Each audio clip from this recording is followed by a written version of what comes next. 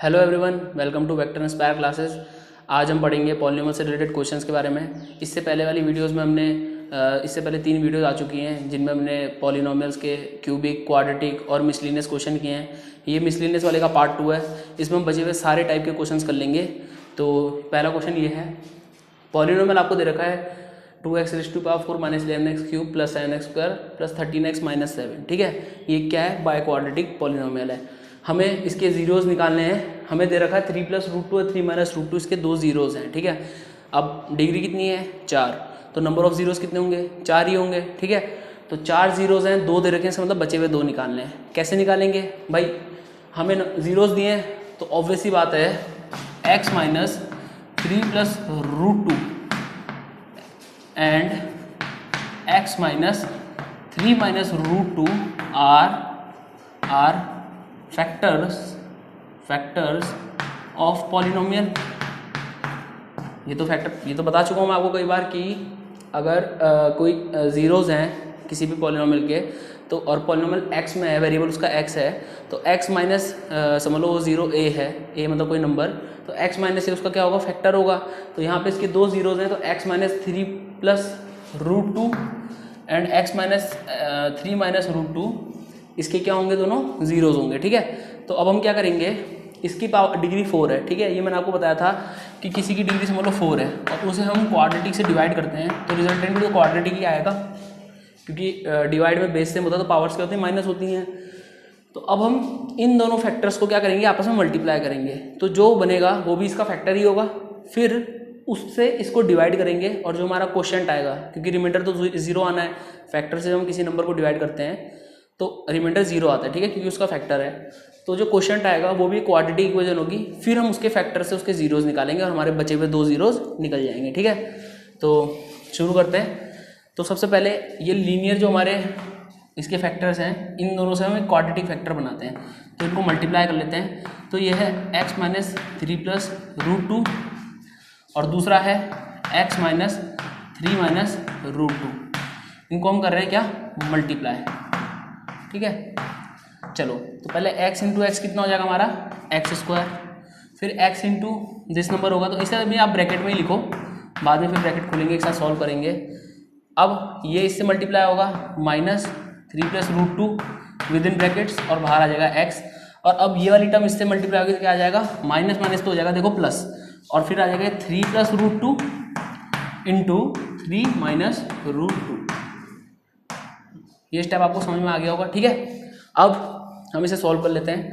तो अब इसे एक्सपेंड कर सकते हैं हम। तो देखो x 3x और माइनस, तो ये -3x माइनस माइनस हो जाएगा प्लस √2 और x भी मल्टीप्लाई होगा, फिर अगेन माइनस, ये 3x ही बनेगा और माइनस प्लस हमारा हो जाएगा -√2x प्लस। अब ये a + b - b की फॉर्म है, अलजेब्रा का फॉर्मूला है कि a + a² - b² क्या होता है?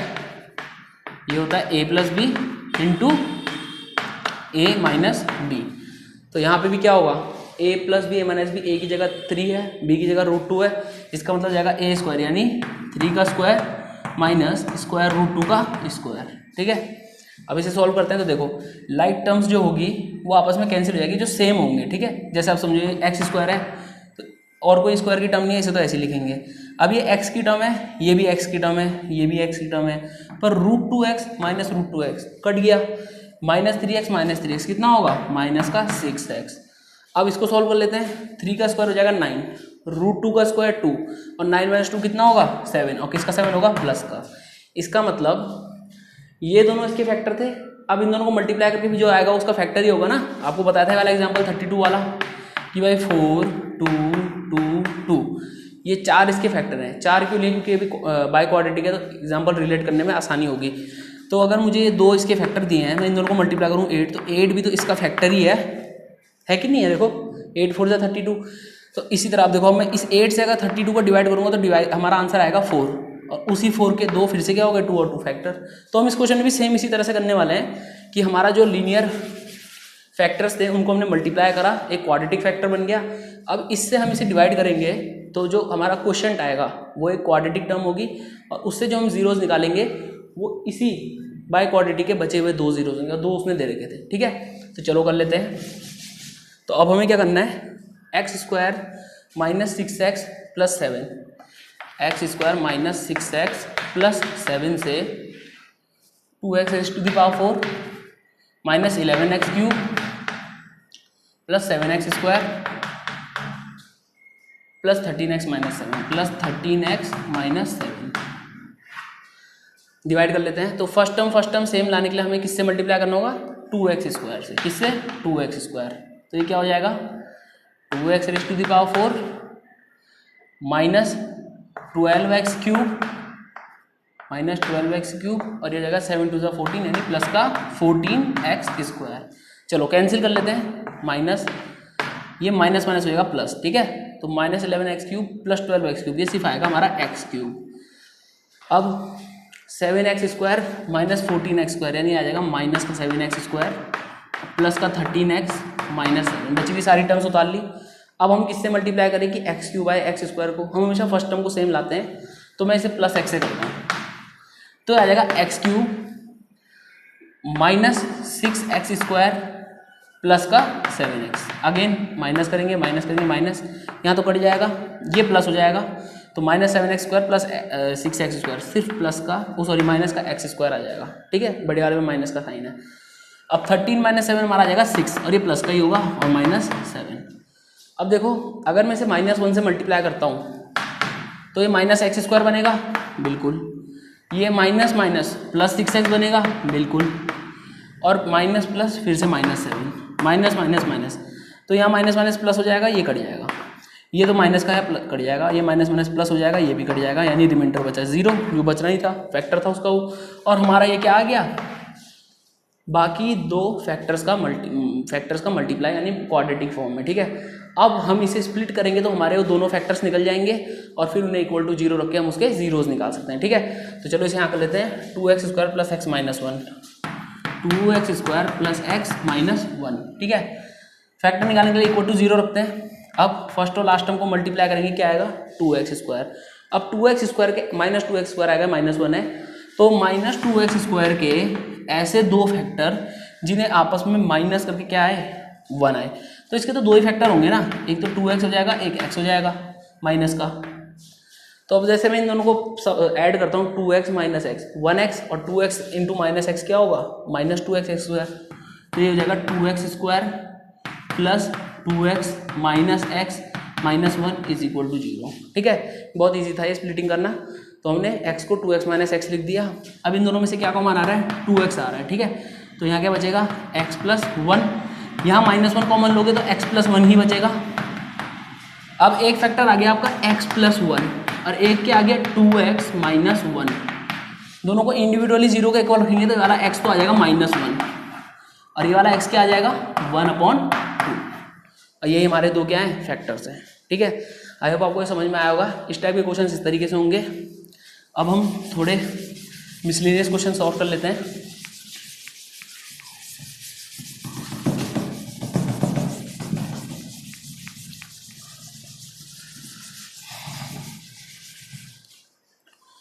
चलो क्वेश्चन देख लेते हैं।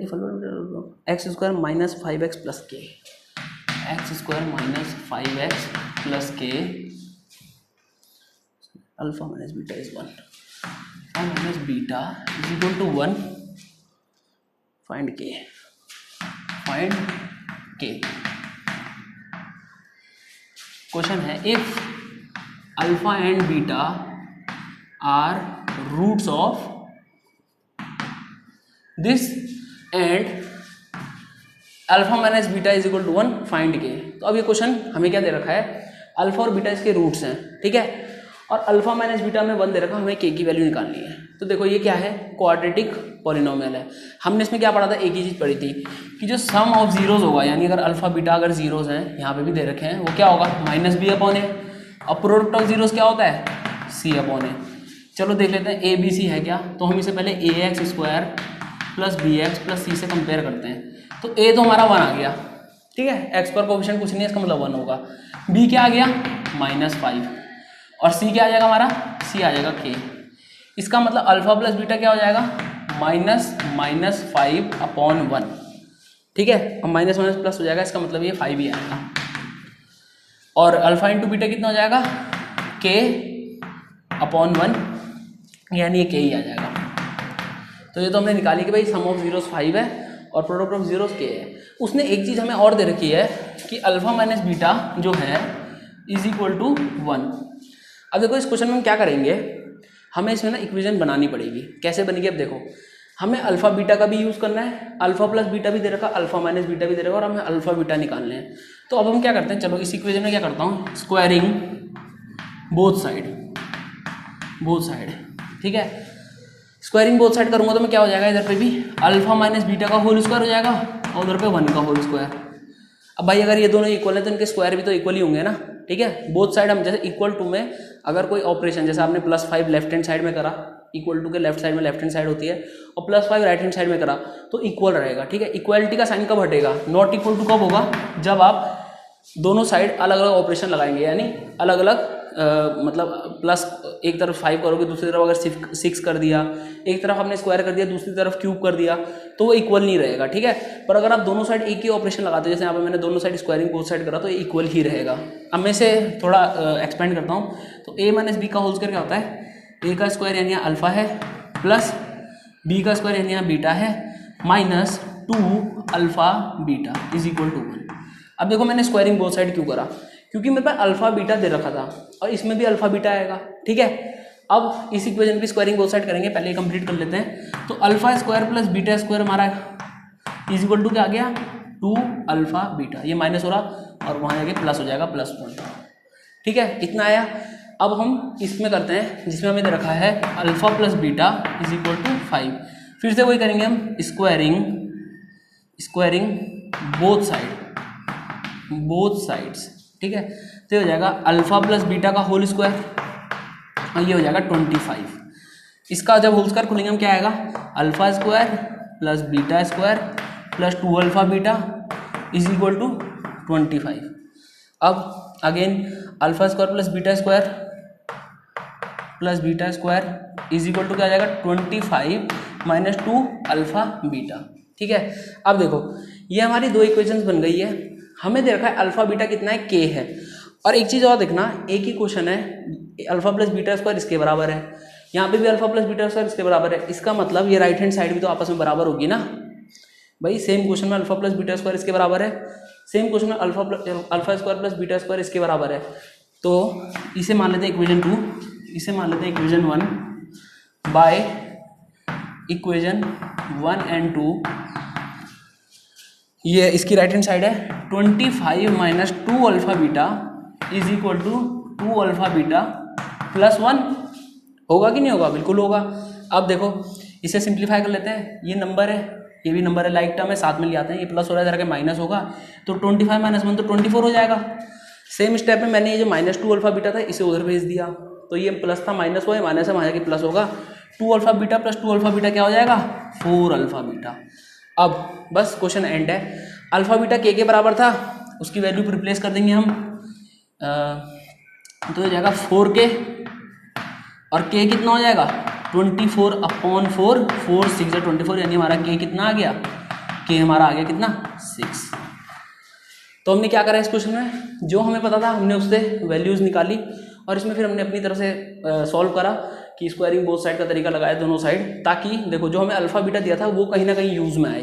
और a माइनस बी का whole square a plus b के होल स्क्वायर में दोनों में एक चीज़ कॉमन होती है, a square plus b square. तो यहाँ भी देखो दोनों चीज़ें कॉमन थी, हमने दोनों की इक्वालिटी का यूज़ करके उनकी राइट हैंड साइड को इक्वल रखा और फिर आगे हमने फर्दर सॉल्व करा, तो हमारा क्वेश्चन सॉल्व हो गया। ठीक है, आई होप आपको समझ में आया होगा। नेक्स्ट क्वेश्चन देखते हैं।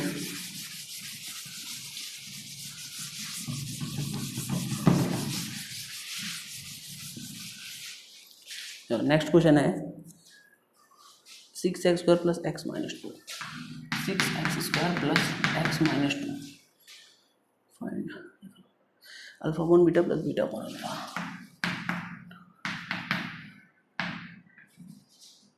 सेम क्वेश्चन की हेडिंग है if alpha and beta are zeros of this then find alpha upon beta plus beta upon alpha. ठीक है, अब देखो इस क्वेश्चन में हम क्या करेंगे, अल्फा अपॉन बीटा इनको हम जरा ऐड करते हैं। ठीक है, तो चलो लिख लेते हैं alpha upon beta plus beta upon alpha. Add करने के लिए हमें एलसीएम लेना होगा, तो एलसीएम तो इनका अल्फा इंटू बीटा आएगा, ये तो पता ही होगा आपको कि दो अलग अलग वेरिएबल्स का अगर हम एलसीएम लेते हैं तो उनका प्रोडक्ट एलसीएम बन जाता है। अब हम एलसीएम से डिनोमिनेटर को डिवाइड करते हैं तो सिर्फ अल्फा बचेगा, और ये भी अल्फा है तो ये अल्फा स्क्वायर हो जाएगा, अल्फा इंटू अल्फा। सेम यहाँ करेंगे डिनोमिनेटर से, सॉरी एलसीएम से डिनोमिनेटर को डिवाइड करेंगे तो बीटा बचेगा, यहाँ भी बीटा है यानी बीटा स्क्वायर आ जाएगा, तो हमारा ये बन गया alpha square plus beta square upon alpha beta. अब क्वेश्चन में भी दिया था कि अल्फा बीटा उसके जीरो हैं, इसका मतलब जो हमारी वो नॉलेज है उसके हिसाब से अल्फा प्लस बीटा क्या होना चाहिए, माइनस बी अपॉन ए, और अल्फा इंटू बीटा कितना होना चाहिए, सी अपॉन ए। चलो कंपेयर कर लेते हैं, तो a x square plus b x plus c, इसका मतलब ए हमारा कितना आ गया 6, बी कितना आ गया 1 और सी -2, हमारे कोएफिशिएंट ये आ गए। अब ये माइनस बी अपॉन ए मतलब क्या हो जाएगा -1/6, होगा कि नहीं होगा, और सी अपॉन ए कितना हो जाएगा -2/6 यानी -1/3। ये हमारा आ गया sum of zero product of zeros. अब अगेन हमें अल्फा प्लस बीटा है पर हमें चाहिए alpha square plus beta square, कैसे आएगा भाई, उसकी स्क्वायरिंग कर दो ना, तो चलो कर लेते हैं इस इक्वेशन में स्क्वायरिंग बोथ साइड, तो क्या होगा alpha square plus beta square plus 2 alpha beta is equal to 1/36। अब देखो इसमें मैंने होल स्क्वायर का फॉर्मूला लगाया जो a प्लस बी का होल स्क्वायर होता है, और इसमें जब मैंने स्क्वायर करा तो -1 का 1 और 6 का 36। अब अल्फा बीटा तो हमें पता है ना -1/3 है, पुट कर देते हैं वैल्यू, उसकी वैल्यू पुट कर देते हैं यानी 2 इंटू -1/3 यानी -2/3 हो जाएगा, -2/3 इज इक्वल टू 1/36। अब क्या हो जाएगा alpha square plus beta square is equal to, भाई ये लाइक टर्म है इनको साथ में सॉल्व कर लेते हैं, तो देखो ये प्लस माइनस माइनस, ये मतलब यहाँ पे माइनस हो रहा था, उधर जाके क्या होगा प्लस होगा, यानी हो जाएगा 1/36 प्लस 2/3। एलसीएम लेंगे 36 ही आएगा, ठीक है, फिर हो जाएगा 1 प्लस 3 12 जा 36 और 12 2 जा 24 यानी आ जाएगा 25/36। अभी हमारा सिर्फ आया alpha square plus beta square, बस अभी इसे सॉल्व कर लेते हैं। Alpha square plus beta square कितना है 25/36, और इसके अपॉन में क्या है अल्फा बीटा जो कि हमारा कितना है -1/3, डिवाइड हो रहा है, इसे डिवाइड की फॉर्म में ऐसे लिख लो या डायरेक्टली कर लो आप, ये हो जाएगा 25/36 मल्टीप्लाई में रेसिप्रोकल हो जाता है, डिवाइड जब होता है फ्रैक्शंस, ये तो पता होगा आपको, 3/-1 3 12 जा यानी आ जाएगा -25/12, ये इसका आंसर है -25/12, ठीक है। तो इस तरीके से हमने ये वाला क्वेश्चन सॉल्व करा। ये क्वेश्चन सारे उन्हीं कॉन्सेप्ट में हैं जो आपको पढ़ाए हैं, बस थोड़ा सा इनमें ट्रिकी टाइप में है, थोड़ा सा घुमा के दे रखा है, ठीक है। एक और क्वेश्चन कर लेते हैं।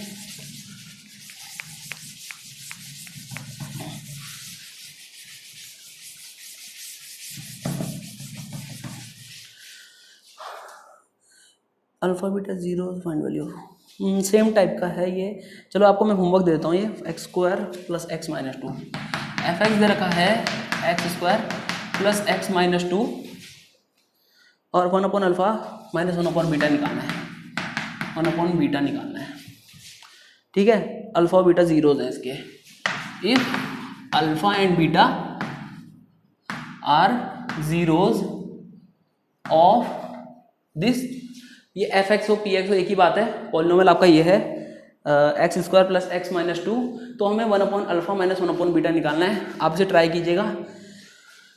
नेक्स्ट क्वेश्चन उतार लेते हैं। इस टाइप का मैंने आपको अभी कराया था, x cube plus x square minus a x, अच्छा a x cube plus x square minus a x plus B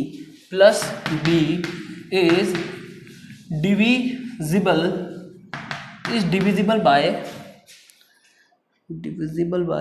x square minus x find a and b। चलो इस क्वेश्चन को करते हैं। देखो इस क्वेश्चन में क्या दिया है, ये एक क्यूबिक पॉलिनोमियल है फॉर श्योर, है ना, इसकी क्या है पावर 3 है, मैक्सिमम डिग्री 3 है, तो ये क्यूबिक पॉलिनोमियल है। उसने बोला if this polynomial is divisible by x square minus x find a and b, ठीक है। तो इस क्वेश्चन में दे रखा है कि अगर ये पॉलिनोमियल इस क्वाड्रेटिक पॉलिनोमियल से डिविजिबल है तो हमें ए और बी की वैल्यू निकालनी है। अब देखो ये मतलब वही कॉन्सेप्ट है, बस थोड़ा सा क्वेश्चन घुमा के दे रखा है। अभी तक मैंने आपको क्या बताया कि अगर कोई पॉलिनोमियल है वो किसी नंबर वो अपने फैक्टर से डिविजिबल होता है ना, मतलब डिविजिबल होना मतलब कि रिमाइंडर 0 आना चाहिए, ठीक है, पूरी तरह डिवाइड हो जाए। तो अगर ये इससे डिविजिबल होगा तो इसका मतलब क्या है, ये जो पॉलिनोमियल है इसका फैक्टर भी तो होगा, फैक्टर से तो डिविजिबल होता है ना नंबर। तो इससे हमें एक चीज़ पता चली कि भाई x square minus x is a factor of P x, यानी इस पॉलिनोमियल का फैक्टर है, अगर मैंने इसे पी एक्स मान लिया। अब मैं अच्छा ये फैक्टर है तो इससे मैं इसके जीरोस भी निकाल सकता हूँ, ठीक है, कैसे? अब देखो मैं इसमें x कॉमन लेता हूँ, x माइनस 1, मतलब मैंने उसको फर्दर फैक्टराइज कर दिया। अब हम क्या करते थे, फैक्टर्स को इक्वल टू 0 रखते थे ना, याद होगा तरीका, हम क्या करते थे, जो फैक्टर्स आते थे या फिर जो पॉलिनोमियल होता था उसको इक्वल टू 0 रखते थे उसके जीरोस निकालने के लिए। तो इससे क्या आ जाएगा, हमारा एक टर्म तो बन गया कि भाई x तो 0 है या फिर x इज इक्वल टू 1। भाई एक फैक्टर x है, एक x माइनस 1 है। अगर x 0 है तो ठीक है, x 0 आ गया, x माइनस 1 0 है तो x इज इक्वल टू 1। तो x की हमारी 2 वैल्यूज आ गई ना, x की 2 वैल्यूज आ गई। अब अगर ये वैल्यूज इसका 0 है, इसका 0 है तो मतलब ये वैल्यूज मैं इसमें डालूंगा तो ये पूरा पॉलिनोमियल 0 के बराबर होना चाहिए, ठीक है। तो चलो मैं पहले x 0 डाल लेता हूँ, चलो डाल लेते हैं। तो ये 0 का क्यूब तो 0 होगा, प्लस 0 माइनस ये भी 0 हो जाएगा, plus b is equal to भी 0 होना चाहिए। तो इसका मतलब b इज इक्वल टू हमारा 0 आ गया। दूसरी बार हम x इज इक्वल टू 1 डाल लेते हैं, तो हो जाएगा 1 का क्यूब 1 प्लस 1 का स्क्वायर 1 माइनस a, और b तो हमारा 0 हो गया और ये भी 0 के इक्वल होना चाहिए। तो 1 प्लस 1 2, यानी 2 माइनस a अगर 0 है तो a क्या हो जाएगा भाई, 2 ही तो होगा। ये 2 यहाँ प्लस हो रहा है कि माइनस होगा, minus a is equal to minus 2 और माइनस से माइनस कटा a इज इक्वल टू 2। एक बार और समझ लेते हैं। देखो इसमें क्या था, हमें दिया था, देखो ये वाला क्वेश्चन आपका है होमवर्क, इसको इस टाइप का भी मैंने आपको जस्ट कराया है, तो ये अपने आप करना। ये वाला बता रहा था मैं। इसने बोला है क्वेश्चन में कि भाई ये जो पॉलिनोमियल क्यूबिक पॉलिनोमियल है, अगर ये इससे डिविजिबल है तो हमें ए और बी की वैल्यू निकालनी है। तो डिविजिबल होना मतलब क्या है कि उसका फैक्टर है, ठीक है। डिविजिबल होगा मतलब कि रिमाइंडर 0, इसका मतलब फैक्टर होगा। तो फैक्टर है तो इसका मतलब फैक्टर, ये इसका फैक्टर हुआ। अब मैंने क्या करा, फैक्टर को इक्वल टू 0 रख दिया, इससे मैंने इसकी x की वैल्यू निकाल ली। अब ये x की वैल्यू जो है इसको पूरी तरह जस्टिफाई करनी चाहिए ना। अगर ये x इसका 0 है, जो उसने दे रखा है ये डिविजिबल है, इसका मतलब x की इस वैल्यू पे पूरा पॉलिनोमियल 0 होना चाहिए। बस मैंने x की वैल्यू जो आई पहली 0 डाल के इक्वल टू 0 रखा, b भी आ गया। फिर दूसरी वैल्यू 1 थी, 1 डाल के इक्वल टू 0, क्योंकि मुझे पता है x की इन दोनों वैल्यू पे ये 0 होगा अगर ये नंबर इसका फैक्टर है तो, ठीक है। क्योंकि इसी नंबर से हमने x और y की वैल्यू निकाली। हम क्वाड्रेटिक पॉलिनोमियल सॉल्व कैसे करते थे, हम सॉल्व भी तो करते थे, उसमें x की वैल्यू निकालते थे। कैसे, हम उसको उसके फैक्टर करके इक्वल टू 0, यहाँ हमने सेम करा, फैक्टर करे 0 के इक्वल रखा और जीरोज आ गए, ये दोनों इसके जीरोज हैं। अब आप देख लो, अगर मैं इसमें x इक्वल टू 0 डालूँ तो 0 का स्क्वायर माइनस 0 0, 1 डालूँ 1 का स्क्वायर 1 होता है, 1 माइनस 1 0। तो ये दोनों जब इसके वो हैं जीरोज हैं और ये इसका फैक्टर है, इसका मतलब ये दोनों इसके भी तो जीरोज होंगे, ऑब्वियसली होंगे। तो ये दोनों इसके जीरोज हैं, तो बस 2 इक्वेशन बनेगी। क्योंकि यहाँ 2 वेरिएबल थे इसलिए हमें 2 इक्वेशन बनानी पड़ी, ठीक है, वरना एक से भी हो जाता अगर एक ही वेरिएबल होता। तो पहले मैंने x 0 डाला तो b हमारा 0 आ गया, दूसरी बार मैंने x को 1 डाला तो a हमारा 2 आ गया। तो ऐसे हमारे a और b की वैल्यू निकल गई, ठीक है। तो हमने बहुत टाइप्स के क्वेश्चन करे पॉलिनोमियल के रिगार्डिंग, और आई होप आपको समझ में आया होगा। बाकी अगर आप अपनी बुक से ट्राई कर सकते हैं और अब आपको इस चैप्टर में कोई प्रॉब्लम नहीं होगी। और बाकी अगर आपके कोई और क्वेश्चंस हैं तो आप कमेंट सेक्शन में बताइए, हम उस क्वेश्चन को वहीं सॉल्व करने की कोशिश करेंगे, नहीं तो हम उस पर एक डेडिकेटेड वीडियो बना देंगे ताकि आपको समझ में आए, ठीक है। चलो मिलते हैं नेक्स्ट वीडियो में, थैंक यू।